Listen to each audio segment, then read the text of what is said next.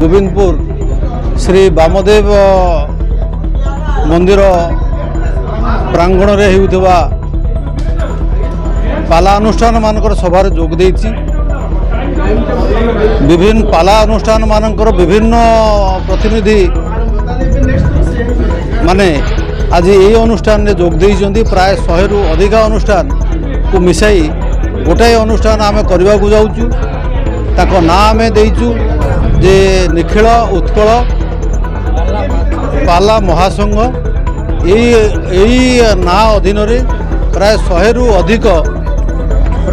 रु अधिक अनुष्ठान माने सभ्य रहिबे। सभ्य एबे भी सहित अछंती एवं यार यही अनुष्ठान उद्देश्य होउची पाला अनुष्ठान को सुसंगठित भाव में गढ़ी तोलिबा, समाज रे भाईचारा सृष्टि करैबा, समाज को श्रृंखलित करवा। ये सब आउ पाला अनुष्ठान माने जो असुविधार सम्मुखीन होउचंती तार समाधान पे उद्यम करवा।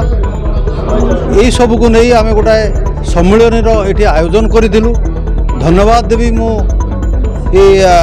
गोविंदपुर ग्रामवासी मानक से उद्यम आज ये सफल कार्यक्रम अनुष्ठित होती।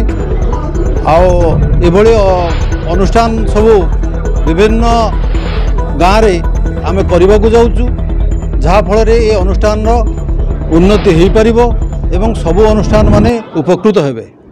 संघर लक्ष्य हूँ एकदम परिष्कार जे आमे जिते गुड़ाए पाला मंच अच्छी, जिते मंच गुड़ा दुर्बल श्रेणी अच्छी ताकू आमे उद्धार करवा।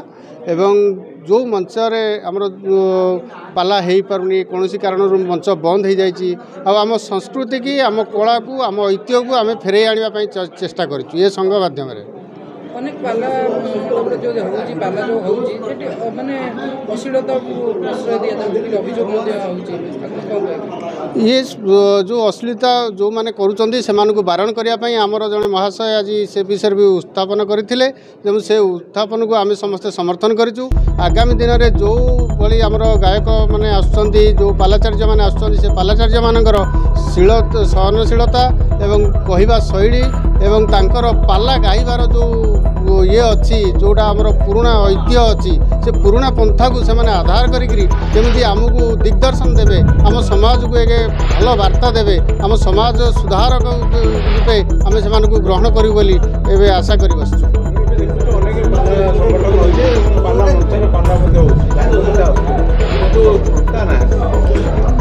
एथिपाई आमर ए विषय में आज पुंखानुपुंख आलोचना करा जायछि।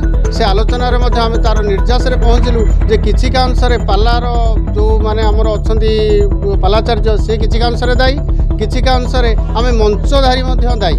कारण मंचधारी माने जदि आम कहते जे वैष्णव प्रधान, परमानंद शरण, धर्मानंद दीक्षित, निरंजन कर, हरिनाथ ये भली जदि पाला से माने पंथा को अवलंबन करते ताले हुए तो आज युवपीढ़ी से पाला प्रति आकृष्ट होता। किंतु से तार पुनरावृत्ति केमिति न हो आ यही मानक पंथा को केमिति आम पुनरावृत्ति करूँ से आम मैंने प्रचेषित।